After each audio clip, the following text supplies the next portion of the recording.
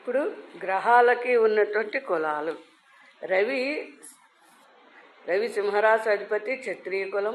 చంద్రుడు వృషభ రాశికి అధిపతి, క్షత్రియుడు. కుజుడు మేష వృశ్చికాలకు అధిపతి, కులం క్షత్రియ కులం.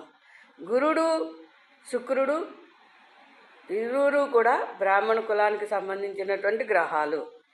శని, శుక్రుడు. రాహుకేతువులకి ఏ గ్రహంతో కలిస్తే ఆ ఫలితాలు ఇస్తారు. శని కాపులు, శూద్రులు అన్నారు వాళ్ళని.